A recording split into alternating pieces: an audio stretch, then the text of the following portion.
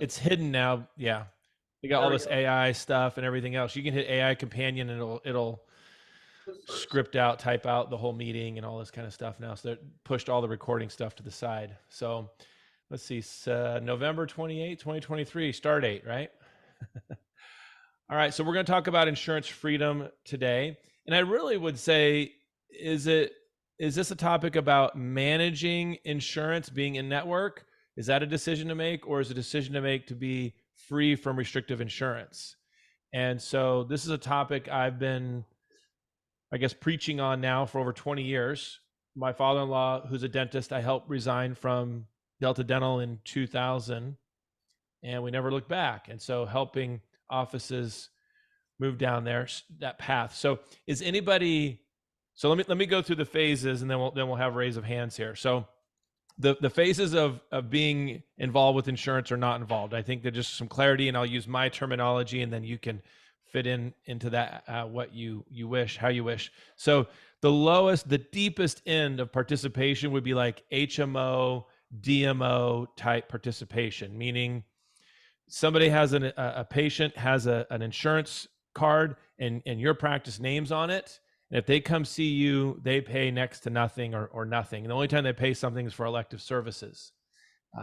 So that insurance pays you a lump sum every month, and I don't know, $1,000, $2,000, $5,000 a month, depending on how many patients you accept to your practice. And honestly, you kind of hope none of them come. You get paid and nobody shows up. You don't have to write anything off. You don't have to work for free. That's what you're hoping for.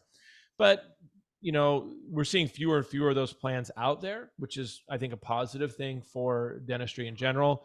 I don't think we want to go into medical HMO working really hard, to make very little. So I made the mistake of giving my puppy a dog bone. So now she's going to make me hear that the whole time. I apologize. So second level, so that's HMO, DMO. Second level would be PPO, okay? PPO, preferred provider.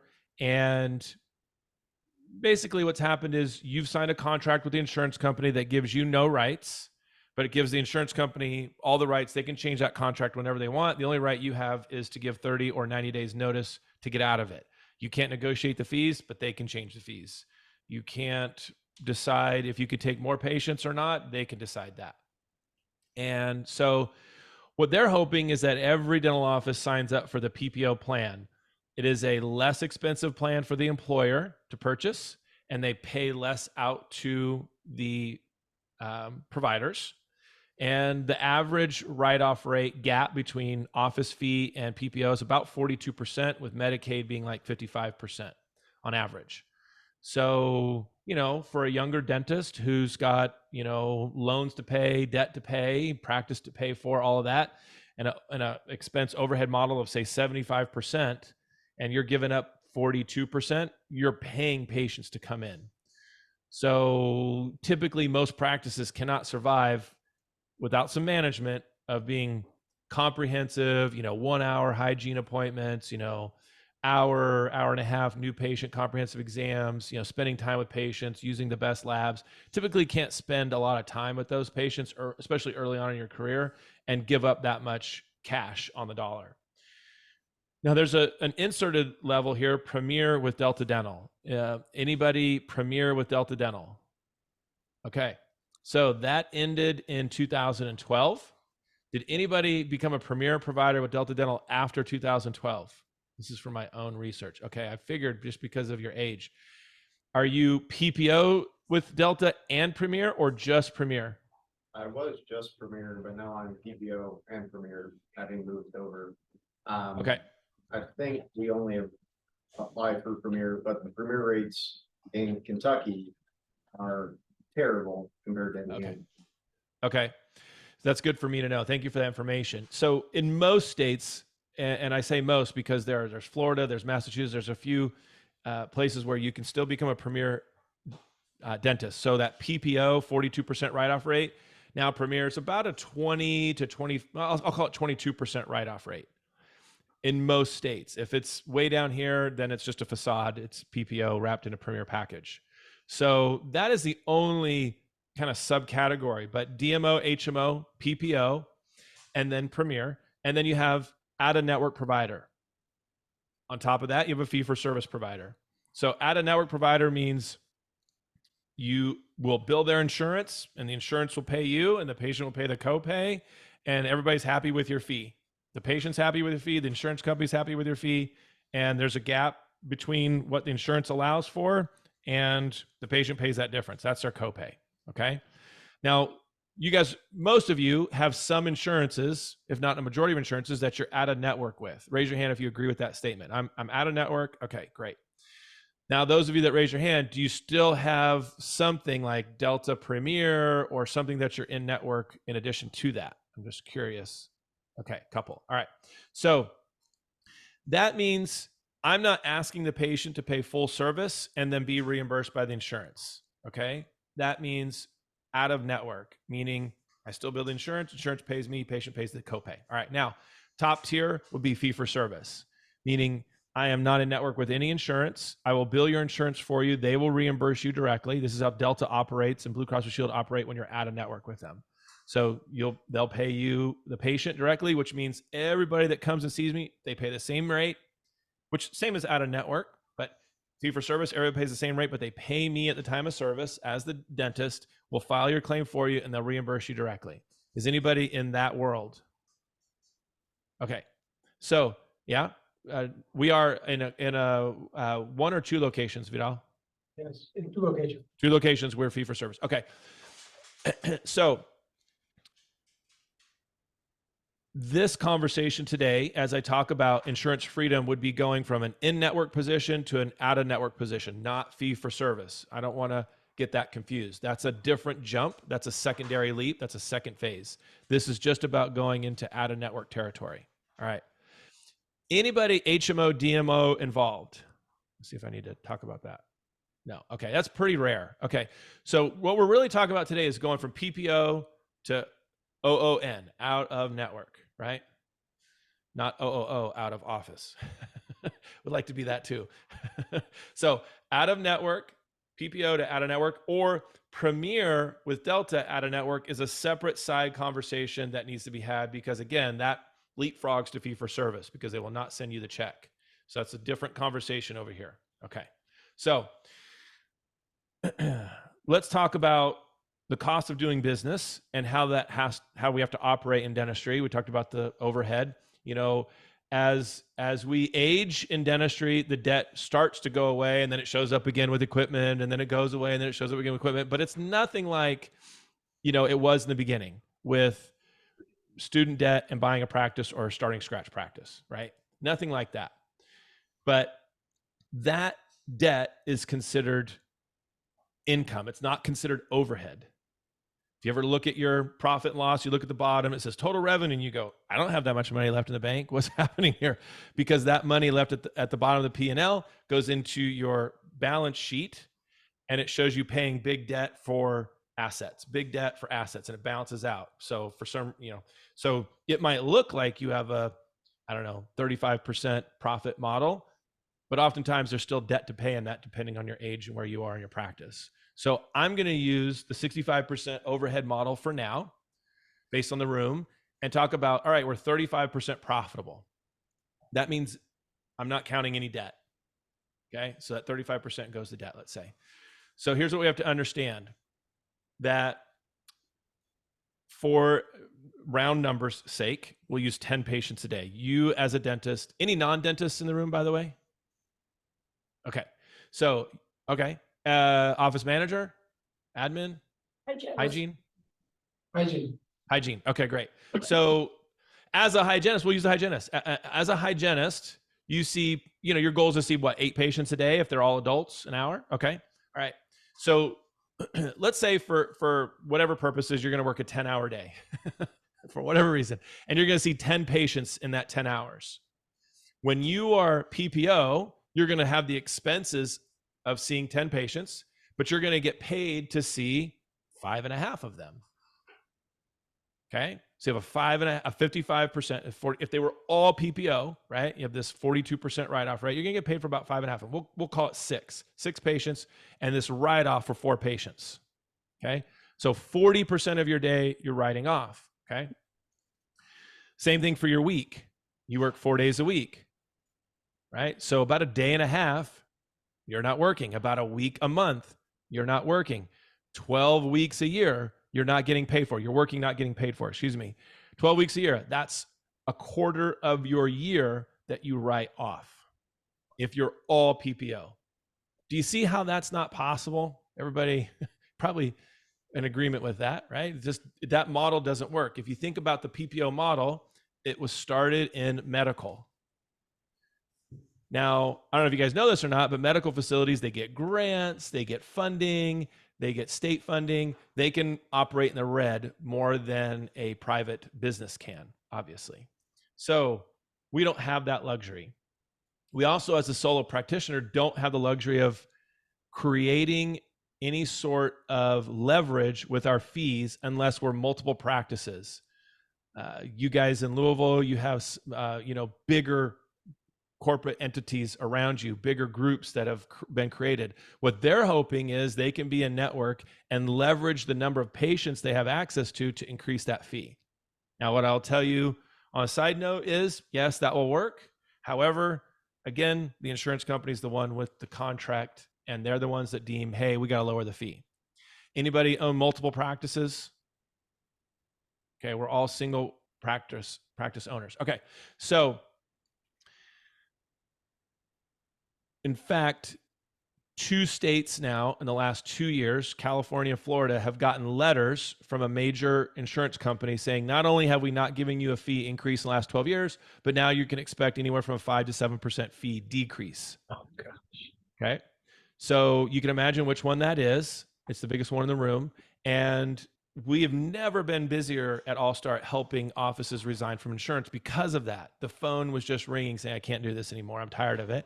And it's typically dentists, 40 years and older. Why? A little more freedom, less debt, a little more sick of it, right? Seen this before and doesn't want to go through this again. So we've helped a lot of offices do this over the years. So how is this now? How does this affect? If you think about 10 patients a day, getting paid for 6. If you were to say, well, I'm going to go out of network with these insurance plans. I'm going to be an out of network provider. Well, here's what we know. 90% to 95% of carriers have groups that pay off of UCR when you're out of network. So for example, your Profi fee is $120 and an in-network Profi fee is $65. Okay. $70. Okay. So what happens is when you have an in-network patient coming in for that, you get paid 70, you write off 50 and you're happy, right? They're happy. They don't pay anything. They get 2 free cleanings a year. They're on their way. When you're out of network, 90 to 95% of insurance plans cover the UCR fee. They're appropriate for that. So in other words, they come in, you bill the insurance $120 and the insurance company pays $120 and the patient pays nothing. Now everybody's happy. So that, I don't know, 5, 10, 15% of the time, there's going to be a copay. In fact, MetLife even has a website where you put your zip code in and they will tell you what their out-of-network allowance range is. And there's a range for your zip code. You have to ask yourself, why would an insurance company have a range for out-of-network fees? You have to think about that for a second. If you're shouldn't you just have one fee? Why would you have a multitude of out-of-network fees? And I've thought about this a lot. I have a couple theories. One of them is they always want to come in a little bit lower than what you're billing them for, just to make you look like the bad guy. That would be my first guess is, well, because here's what I've seen. Doctors in the same zip code, one charges $120, gets paid $110. One charges $130 and gets paid $120. Why didn't they pay $120 to this dentist over here? Why? Because they always want to have that small amount of copay to make that patient think maybe you should go to an in-network provider. That's my theory. I don't have evidence or proof of that, but I often wonder, why do they have an out-of-network range of fees? Okay. Now, what happens is if you're going through this process of becoming out of network and you see 10 patients a day, you're getting paid for 6. And now you say, you know what, we're going to go out of network and we do it the right way. We have a process for doing that. And I can anticipate losing, our goal is 10 to 15% or less of your patients that you lose. Because if you figure about how many plans are not going to pay, that's about how many patients you're going to lose. So if you lose, even if you lost, worst case scenario, 20% of those patients that were coming in, you were seeing 10, getting paid for 6. Now you're seeing 8, getting paid for how many? 8. 8. Yeah, exactly. So the math always works out. The 20% who leave, the 80% who stay pay 42% more. We never feel the gap that's created with any sort of patient attrition if it's done right. So some rules about this, okay?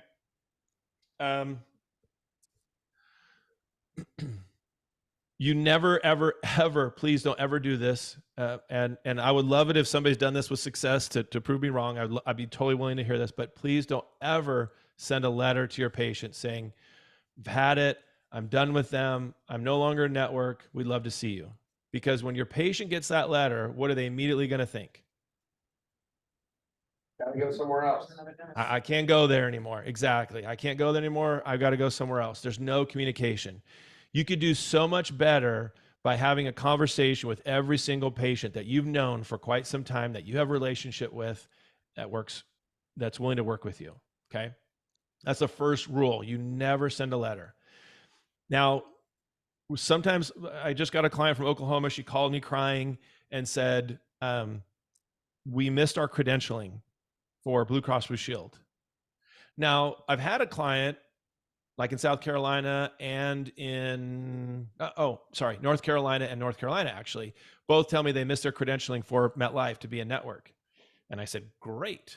In fact, one of them missed their credentialing. One was signed up with we're going to negotiate your PPO fees company. They paid them thousands of dollars a year to negotiate their fees. And their first step was, okay, resign from MetLife. We're going to get you some negotiating power, some leverage. You resign. And I go, okay, you're already out of network. What do you need them for? And they did it totally wrong. They just resigned and said, now write off the difference. Don't tell the patient, just write off the difference all the time. And I'm like, yeah, but look how much they're paying. Why do you need to negotiate a fee? They're paying more than what you were getting paid before. This doesn't make any sense. So we know that we're not getting anywhere with PPO negotiators. In fact, the fees are going down unless you have multi-practice leverage. And I mean multi-practice leverage, okay? We've got a client in New Hampshire, Massachusetts, and if the in-network fee isn't within 10% of their office fee, they just tell them we're out, and they literally will say we're out. And they do it, and then the insurance company comes back and goes, all right, we'll get there, okay? Not Delta. So this practice that called me up from Oklahoma, she's crying. She's like, we missed our credentialing for Blue Cross Blue Shield. And I said, well, there's good and bad with that. The good news is you're no longer a network. The bad news is they're not going to send you the check some of the time, if not all the time. So now we need to have conversations with every single patient. And we need to have flexibility with that. And, staggering through what we call the eye of the storm when you're on the other side of that, when that date passed, it was a bit ugly because I didn't have the time in front to prepare the patient. It was all pull the rug out, like that letter, right? Pull the rug out. So all those patients got a letter from Blue Cross Blue Shield that said, Dr. Smith is no longer a network. We recommend you find someone in network. So if you don't combat that letter from the insurance company beforehand, you're going to be in that, what we call eye of the storm afterwards, and really have to fight through conversations with people and see some people leave. I just had my call with her today, and I said, how's Insurance Freedom going? She goes, it's going better. It's going better. You're going to lose a few people, but everything's going better. The patients are paying our normal fee, and we're having the check sent to the patient almost all the time. So it can even be done wrong and still come out on the other side okay. But there's just a better way. There's just a safer way to do that if you decide you want to do this. So some things you have to know. You have to have some what we call practice insulators, some rules, some practice insulators, like with your hygiene department. Do you have enough active patients? You need to know what percentage of your practice is in network by carrier. So we give our clients a PPO, patient by insurance tracker. It's pretty simple. It just says, all right, we have 1,600 active patients, and 40% of them are Delta. Okay, so 600. Okay, patients are Delta, and then all of a sudden you'll see all this other maybe 20 to 30% will be broken up in all these other plans if you're in network with all of them. You know, MetLife 8%, Aetna 10%, Guardian 15%, you know, things like that. And you get a patient number. And what you have to recognize is you're never, please hear me on this, another rule, you're never going to tackle all of those patients at the same time. A couple of reasons why. You're going to have a conversation with them for 6 months. You don't want to be having 75% of your patient interaction be that conversation every single day for 6 months. You'll be exhausted as the dentist, okay? Because you'd be the one having this conversation in hygiene. Number two, it's like going all in on black or all in on red and going, I'm putting my whole stack on one color, because you're going all 75% at the same time. What we recommend is about 25, maybe 30% of your practice in 6-month increments. So if you were 75% in network with plans, you take out 25%, you take out another 25, then finally finish another 25. Now, in that scenario with 40% being Delta, you'd probably go 35% and then decide if you want to do Delta, which I'll talk about later, at a separate instance, okay? I have a client in Ohio, Dr. B, and they will be Delta free January 1st, but that is the last of about 8 insurance carriers that they were in network with. So they've gone through this process now for over a year and a half before they even got to Delta, because that's a different process. So for other than Delta, other than Blue Cross Blue Shield, you have to make sure that you know the percentage of the population you're dealing with, and say it's 35% of your practice. That means you're going to have 35% of the hygiene patients you see every day. You're going to have this conversation with them about what you're doing and why. And your team would identify them, all of that. And it's very comfortable. It's not salesy. It's you're documenting, you're writing down that you had the conversation, you're noting it, everything. And you're taking 6 months. At the end of 6 months, you're thinking, all right, I have a feeling how that went. What's our data say on their responses? And you'd actually track every single conversation and say positive or negative, and you'd go through that. And you'd say, all right, well, 90% of our conversations were very positive. I'm ready to pull the trigger. The tricky part is it used to be 30 days to get out of most insurance carrier contracts. Because so many people are getting out of them, guess what they're doing now? 60, 90 days, didn't get your letter, no idea what you're talking about. I had a client in Fresno, California with Aetna finally send the letter certified, and it was returned to sender. So many attempts to get them to acknowledge that we sent them the letter. Why would they not even want to get that letter to go out of network? Why are they doing that, guys? Delaying getting out. They want to delay that so that they keep that amount low. They keep that amount really low because they know as soon as they go out of network, they're paying a much, much higher amount. Okay. Make sense so far? Okay. Now, I can't see you guys because you're not in the front row. You're a little far away. Who's sitting right in the middle here, nodding, going like this with the gray? Who is that? Charlie. Charlie Barrett. That's my Charlie Barrett. What's going on? How you doing, Eric?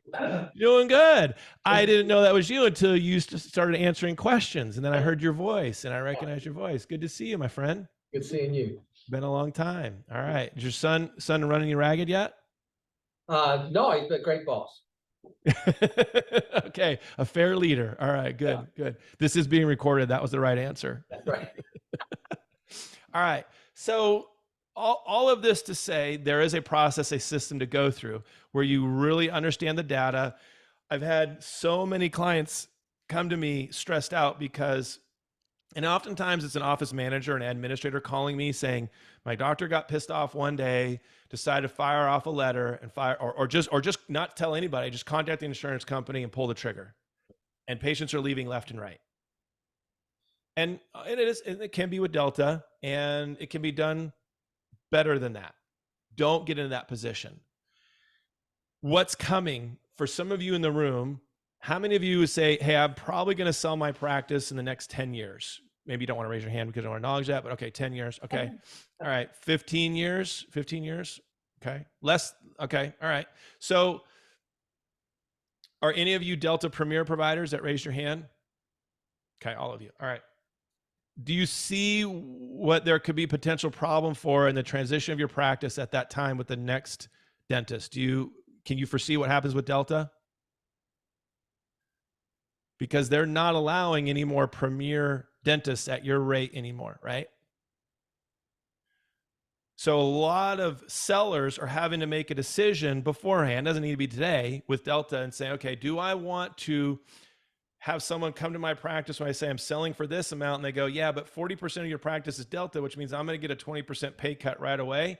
I want to pay you less, 8% less than what you're asking for, or whatever it is, the math. So some dentists are coming to us and saying, all right, we want to be out of network with Delta before we sell our practice to keep value high. Some are not. Some are saying, hey, that's not my problem. That's for the next person to deal with. And so, you have to decide what your vision is for that, what your goals are. Okay.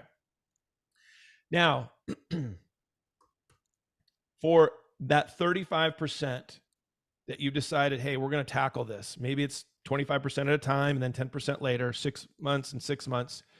You would make sure that your insulators are in place, meaning you have a 95% pre-appointment rate in hygiene, meaning you have, I would say 1,250 to 1,600 active patients minimum.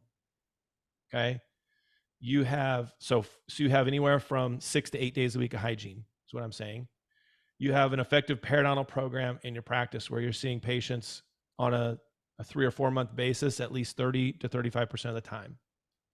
Your collections are healthy.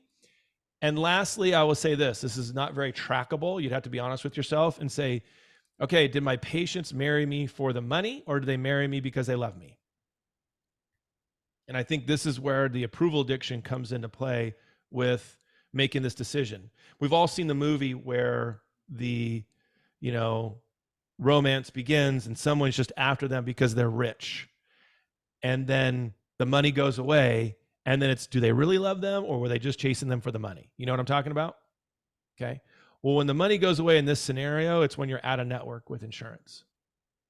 So what's your niche? What's your relationship building like? What's your customer service like? What's your quality of dentistry like? All of those things that you have to be honest with yourself about and say, okay, am I providing a service that people are wowed for? They love us for, that they're willing to support us in. My dental office here in Reading, along with 3 other clients here locally, on their own accord at different times have resigned from Delta, my dentist included. So, and I have Delta. My wife has it through her employer. So I taught them how to resign from Delta with me being a patient with Delta, okay? One of the things that is essential to do when you are a fee-for-service situation is, remember this is going around the out-of-network to fee-for-service, you can have an in-office membership plan in your practice. So raise your hand if you already have an in-office membership plan in your practice. Okay, great. Congratulations, 10 points. All right. And do you require your patients to pay it annually or can they pay it, or is it annual or monthly? Annually. Okay. And I would recommend looking at a monthly amount, just like a gym. It never renews. You never have to chase them down. You never go a 13th month before you get that second membership, meaning you lost 1/12 of the value every year. You don't have to resell it. Just think about your gyms. Your gyms don't tell you, hey, prepay $450 and you can come to our gym every day, right? And then 13 months, try to track you down again. Try to get that to a monthly plan. So we have a really, really good relationship with a membership plan company called Denvantage. Hey, Dr. Vidal, it says, oh, never mind, they went away. Okay, somebody was trying to join, but I think it's my next client. Okay, so a membership plan is phenomenal. So I got my teeth cleaned today. In fact, before this meeting, I went and used my Sonicare to get the fluoride off, okay? So for this meeting, I think I had like caked white stuff all on my teeth.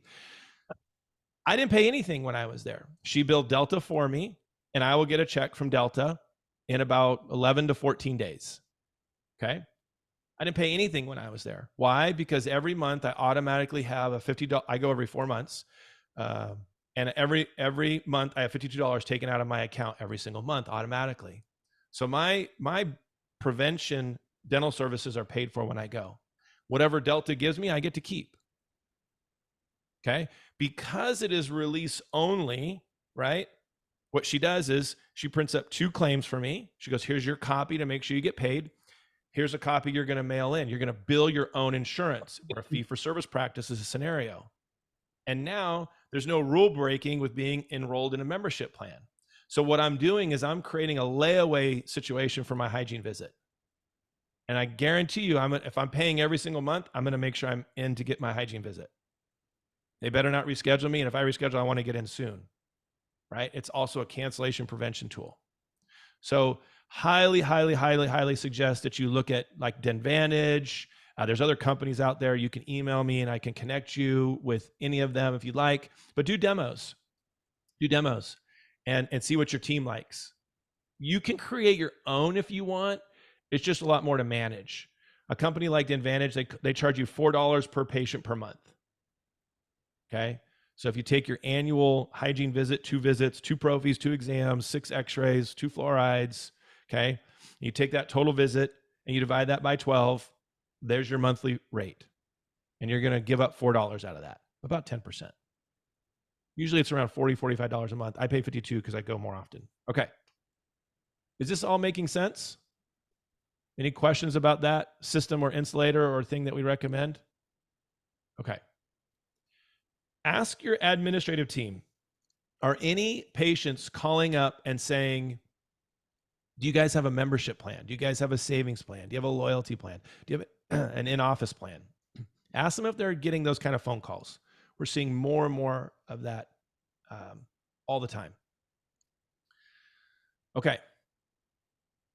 Back to insurance freedom. So what you would do is, and you would use a calculator to figure out the percentage of your practice in each of these plans. You would have a formulated plan and say the next 6 months, we're addressing these patients in conversation. And about 90 days before, we're going to make a call to Aetna. And we're going to say, how much notice do you need for us to be an out-of-network provider? And they're going to say 30, 60, or 90 days. Okay. And then you have a decision to make because you haven't talked to half of your patients. If they say 90 days, you have to decide if this is a 9-month process or a 6-month, and you're going to wing it depending on how it's going. And you really need to have conversation with people at that time to say, you know what, it's been 100% home runs out the door all the time. And then they'll tell you what to say. Delta will actually send you the letter that you sign and resubmit to them. They want to get rid of Premier providers. They don't want a Premier provider anymore. You guys understand why, right? They're paying more to the Premier provider. They want to pay PPO rates. They're even reducing Premier providers down. Okay. So once you are saying we're out of network, that insurance company will say you cannot be in network with us again for another year to 2 years. You have to be sure that you're ready to do that. You can't just go, oh, oops, just kidding, I want back in. They won't allow that. Only they can make that decision. If they want you back in, they'll make you an offer. Okay. So like that client in North Carolina, they had to go 12 months before they could even submit their fee request to be a network again. I said, and by then I was already involved, and I said, yeah, we're not going to do that. We just ate the loss of the PPO negotiator, $5,000, $6,000, and said, we're not moving on. We're out of network. We're good. Okay. So I want to show you one of our trackers, and hopefully the screen's big enough for you guys to see this. Okay. And I want to show you what happened. In this instance, I'm going to show you a Delta practice. Okay. This practice is in Michigan, and they were 65% Delta when they came to me, and the doctor was wanting to add an associate, very, very busy practice, but he was terrified because Delta was overtaking his practice like an infection, just way, way too high. In fact, I would tell you that if you're more than 40, 45% Delta and you're really busy, I would suggest talking to your team about no longer accepting new Delta patients. That would be a conversation worthy of having with your team. I had a practice here locally, and he was a PPO Delta provider, and he's like, I can't do it anymore. I can't take anymore. He's a high quality dentist. Like, I just can't do it anymore. But I still need 20 new patients a month. I said, well, let's try it. So he was seeing 20 new patients a month. And at the time, he was like the only PPO provider taking new patients, by the way, in town. And so all of them were coming to him. As soon as they said, no, we're not doing any more PPO patients with Delta, his new patient numbers went all the way from 20 to 20. He still saw 20 new patients a month. They just weren't Delta PPO patients. Okay. He actually ended up going out of network with Delta, leaped from PPO all the way down network Delta, with about 45% of his practice being Delta, and has not looked back, has loved it. Okay.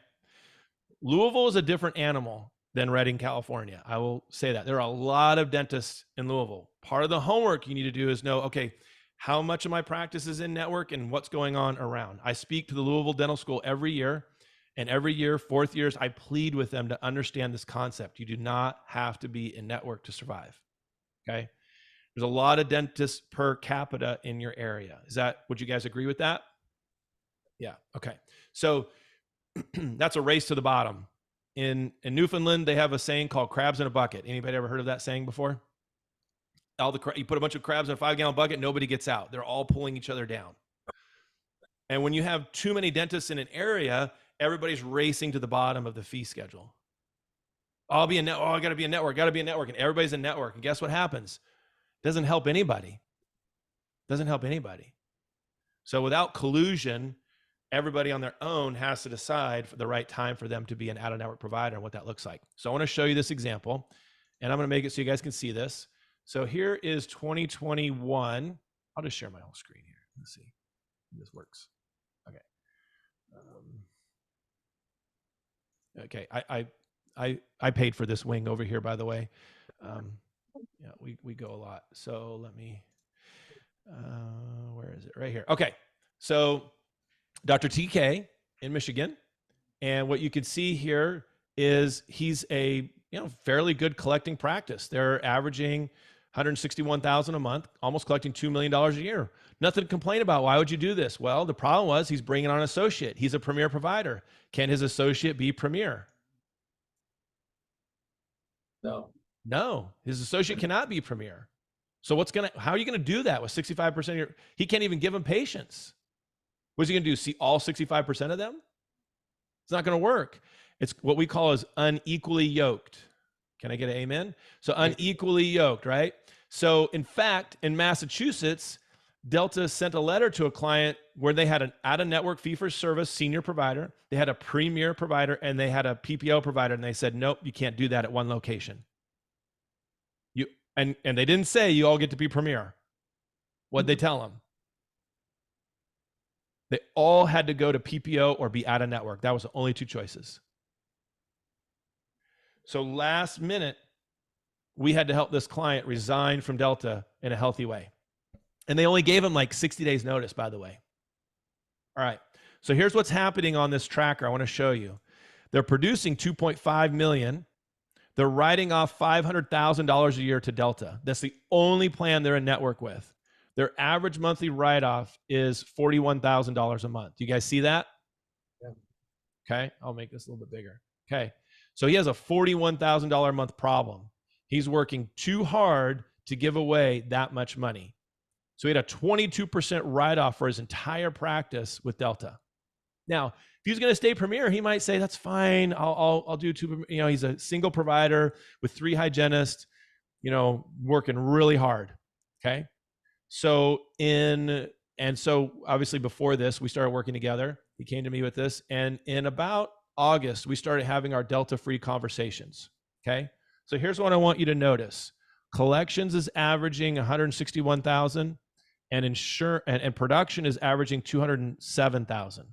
In fact, we'll focus on that number. Okay. We're writing off 41,000. Everybody got their numbers? There'll be a test. Okay. All right. So 207,000 in production, 161,000 in collections, 41,000 in write-offs. Okay. The next year, we resigned from Delta. I'm going to make this bigger. We resigned from Delta in March. And you can see his write-off went from down to 25,000, down to 569 to, oops, that's not right. There it is. From 40,000 down to 25,000. So about March 15th exactly, we resigned from Delta, and you can see what happened to his write-offs. Now you can anticipate he obviously was going to start collecting less, right? Because there's no way he went to 0 write-off and is collecting more. What was his write-off, average write-off? 41. 41, something like that. Yeah, 41,000 a month. His average collection was 161,000. He went from collecting 161,000, and I won't include January, February, 161,000 to collecting 229,000. He went up $60,000 a month in collections. Wow. And oh, by the way, went from 4 hygienists to 3 hygienists. Sorry, my hygienist in the room. He cut the salary of an entire hygienist and collected 70,000 more. Now, the reason for that was she moved away. He didn't cut her. She moved, and he's like, I'm not going to replace her because I don't know what's going to happen. Okay. Remember how much he was producing each month? Remember that number? 207? Yeah, 207 a month. He went from producing 207 a month to producing 241 a month. He added an associate the same month he resigned from Delta. Not something I thought was going to work out well, to be honest with you. He went from seeing, you can see where he had 4 hygienists right here, that 400 hygiene patients a month, to seeing 324 hygiene patients a month. Okay. So nothing really changed. And all that did was create less open time for us. We went from 58 open hours down to 30 open hours. Okay. So the only change I'm showing you, and this is the reason I show you this tracker, is this is the most difficult insurance freedom client we've ever worked with. Why? It's Delta. The check's not going to go to the practice anymore. It's going to go to the patient. All those patients are now fee for service. And number 2, it was 65% of his practice. I told him beforehand, I said, I've never done this before. I have no idea how it's going to turn on the other end. I said, worst case scenario, you lose 50% of your practice. Are you willing to build it back up? And he said, yes. Great. I helped a large practice in the Bay Area, California, resign from Delta in 2017. He sold the practice in 2015. They lost probably 60% of their Delta patients. They lost a lot. Big practice, 3 doctors, and they lost a lot of patients.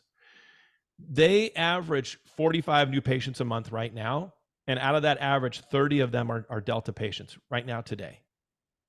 They're fee-for-service Delta patients coming to their practice. That practice losing 60% of their Delta patients, because their practice was only, 35, 40% Delta only. They were break even. They collected the same amount in 2015 they did in 2016, losing 60% of their Delta patients, which would be about 24% of their practice, because they were writing off 24%. It was a break even. You see the math, guys? Hopefully that makes sense. Yeah. Okay. Sometimes I talk too fast. So I want to give us a few minutes to ask questions. You might have particular circumstances in your practice I want to support you with and get you to understand. We use a write-off calculator where you plug in, you say, Aetna, here's my top 20 fees, here's Aetna's fees, and here's my percentage of write-off. And we show you what that is, and your admin person goes in and plugs that in for us, okay? So is anybody like frustrated with being an in-network provider at all? Is anybody at that level where they're frustrated? Okay, all right. So look, there's a lot of help. There's a lot of help out there that Charlie in the room could help you with, okay? There's mentors out there that will take you under their wing and do that. There's coaches out there that you could get support from on this. And to know this, you're not alone in that frustration. You're not alone in that process. So to avoid collusion, I'm not saying anything about more than that. Just know that there's plenty of people out there that could help you in that process, okay? So what are some of the frustrations? Remember I said sometimes it's managing it. By the way, you can just work 42% faster and see 42% more of your patients and break even too. So that's the other option on insurance management. I won't get into that so much. So I have a feeling, because you're all sitting in this room, you care about the quality of dentistry you provide, and you recognize, hey, there's a certain level that I need to, I can't max out. We're not physicians, 30 to 60 patients an hour. We can't do that. So questions, challenges, frustrations, things that I didn't make clear. Can you give us an example of a conversation with the patient? Number one conversation. Charlie, listen, you know that we've been, we just had long-term relationship with you in our practice, and we want to continue that for a very long time. And I think you also know that we're about relationship, we're about quality of care we provide. And the insurance company is really wanting to force us into a position where we don't do that, where we become more of a clinic, where they say, hey, to be an in-network provider, you're gonna go faster, and this is all we're gonna pay you. And we have a decision to make. Do we want to keep providing the level of service we offer, or do we want to play that insurance game? And here's something that's interesting. We found out a middle ground. We found a way to continue to do what we do and still bill your insurance. And we would do that as an out-of-network provider at your next visit. And our promise to you, Charlie, is that you won't see a financial difference at your next visit when you come in and see Virginia. Okay? You'll see how this works. You'll get a chance to see how we operate. We're still going to bill your insurance for you. Your insurance is still going to pay us. And all that we're going to ask down the road, not at your next visit, but down the road, is that you pay your copay if you have one. Only if you have one. Now, Charlie, how does that sound to you? Well, it sounds like a win-win. Okay. And something positive. Now mama bear, single mom of 6, might not understand it, might start to freak out. And so you have to offer that no financial difference at your next visit, so you get a chance to see what this is like. And what you're going to do is, remember that 10 down to 6? Well, as an out-of-network provider, you might have to write off 10% or something. We call that the olive branch. And what you do one time is have a gift, a loyalty gift to your patient, where you pay their copay at that next visit. And if they pay nothing, you do that too. And you go, probably not the place for you. And they're in that 5 to 10, 15% range of getting out of network. So that conversation is the dentist with the patient. And then it's supported by the hygienist when she leaves the room as the dentist. The hygienist is now doing that conversation.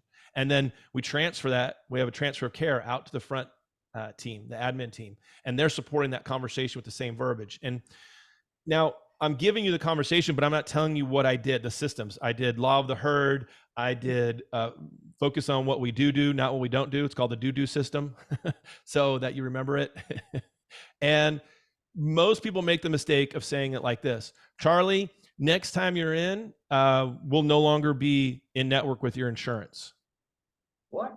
But I want you to know you can still come here. You ever know you can't pay someone a compliment and then use the word but, right? You look great today, Charlie, but, right? But exactly. So I can't say a negative and then try to flip it positive. The human brain won't calculate. It's like me saying, don't think of a pink elephant right now. Okay?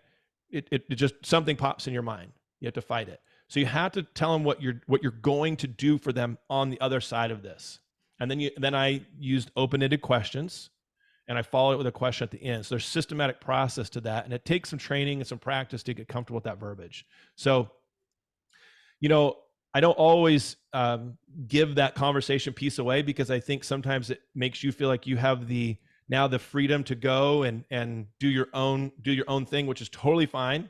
If you never met me, you probably go do it on your own. That's fine. Maybe you're equipped with some more information, but I just don't want to be the one to blame at the end of it. Okay. Because there's some monitors that go on throughout that process before, at the end of that 6-month conversation, you decide if you're going to pull that trigger or not. There's never a time where you don't feel good about the decision. And you need to make sure you're getting reappointment after that conversation. So it's like right when you first graduated, you were equipped well enough to not hurt anybody and go be a dentist, right? You knew you were going to keep people safe, but you weren't at the level you are now. And so there's some coaching and training that goes on in that process to insulate and protect us from damage from ourselves down the road. I hope that makes sense. Other questions or challenges, concerns, frustrations with insurance companies? Yeah, Dr. Vieira? I don't want to get out into the weeds too much, but there's a bit of a difference between, say, a restorative dentist type practice that has hygiene and your typical perio practice, which has a large hygiene. Now, but for our office, we kind of operate not either in either of those. We don't have our patients come, they get treated. Yes. They're saying, I hope we never see you again. We're like, yes. You're one and dones. Yeah, a lot of specialty like endo. Helped an endodontist in Minnesota resign from Delta Dental. He took Wednesdays off the next year and broke even. So, your situation is actually easier because you don't have a continuous relationship with these patients where they go, do I get my free cleaning? That's what GP's got to worry about. Am I getting my free cleaning? Periodontist, you're saying you're going to pay us, the insurance will reimburse you. You already do that in 2 of your locations, right? Yes. Yeah. So it would be just like that and say, okay, do I have maybe competition with another periodontist that's in network, and all the referrals are going to go there because the in-network GP sees it as, I need to refer my patient to an in-network provider. GPs don't want you to use up their annual maximum anyway, right? That has occurred to me. That does- I didn't think about that. That's a good. Yeah. So whether you're as a GP, if you're referring to a specialist, you don't need to refer to an in-network provider necessarily, unless your patient is telling you, I need to go in-network. My insurance does not allow me to have any benefits outside of my network. That's that 5 to 10% of those plans out there. What about just referring to who you feel is the best? That's what we ought to be doing. That's exactly what we ought to be doing. Insurance or not, this is where we believe is the best option for you. And know this, what's the average treatment plan for a new patient? Charlie, what would you say, new patient, average treatment plan size? Give me a dollar amount. For a general dentist or Yeah. 2,000? Okay. And what's the annual maximum? 2,000. Okay. So now they need an implant. Insurance isn't going to play a role anyway. Yeah. We max it out. And sometimes I hear 4,500 for maybe an average with implants being involved, right? That's like the average treatment plan. Well, what's $1,500 to $2,000 got to do with it? I got to tell you guys one story real quick. Had this client reach out to us and say, I need you to listen to this new patient phone call. Okay. So they would listen to the recording. It was a 48-second new patient phone call. How do you think it went? Probably not that good if it was only 48 seconds long. Yeah. This client is marketing for All on Fours. They're in Ohio, marketing for All on Fours, denture, all of that. That's their jam. That's their niche. And get a phone call. Untrained, new administrative team member on the phone. The patient says, oh, yes, I saw on your website that you guys do implant dentures. I think she said dentures that stick or something like that. And she said, I've got 20-year-old dentures that flop all around. I hate them. I can't eat with them. I can't stand them. I've got Blue Cross Blue Shield. I'm wondering, where do I go from here? And our team member said, oh, I'm so sorry. We don't work with Blue Cross Blue Shield. And the patient said, okay, thanks, bye. Now, let me ask you a question. What's the dollar amount that treatment plan is going to be for All on Four, upper and lower? What's that total GP, specialist, everything? They do it all there in their practice. So what do you think that total treatment plan was, top and bottom? $40,000. Yeah. $50,000. Let's say $50,000. What does $1,500 of insurance benefits got to do with it? I just count out the 15 bills and say, come on in. We'll pay your maximum for you. So having an understanding of what we're really talking about here, $1,500, $2,000 for a treatment plan with good case acceptance that we teach. How I know Charlie is through case acceptance training that we do. When you have really good case acceptance training, you have really good skills on that side, really good verbal skills, the patient gets it. They go, oh yeah, that doesn't make any sense. Why am I worried about $500, when it's $30,000 or what have you? Okay. So I could talk about this for another 4 hours, and I know that's not the goal today, but I wanted to hopefully enlighten you, hopefully empower you, hopefully inspire you to say, okay, I don't have to be stuck in this in-network situation. For those that weren't here and are watching it, you guys can email us, eric@allstardentalacademy.com. I've worked with Dr. Vieira and Dr. Vidal now for several years. I've known Charlie for, probably 20 years. So some people who know about our ability and skills at what we do. And so you're welcome to talk to them about it. If you just have questions and you just want to talk to somebody for free and you just have questions, just email us. I've got a team of 8 coaches now. And Greg and Karen Raymond, Charlie, probably, right? That's probably names that are familiar to you. Okay. So there's relationship there with 3 gentlemen in this room that you can ask questions about, but you're welcome to email me other questions that we didn't get to today. And if we need to, we can get on the phone or Zoom and talk. Okay. Before I leave, one last question. Speak now or forever hold your peace. Okay. All right. So analyze and then have conversations with your team members. Okay. Analyze and have conversations. That's what you got to do. And then look at the numbers and say, okay, look at the data and say, does this make sense for us to do this?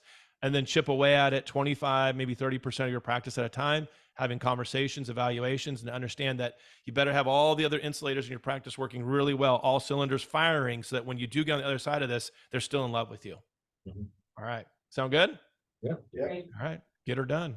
Thank you, Awesome. Eric. Thank you. All right, great to see you, Eric. Great to see you, Charlie. Great to see everyone. Have a good one. Take care. Ah, All right. Bye, guys. bye. Bye.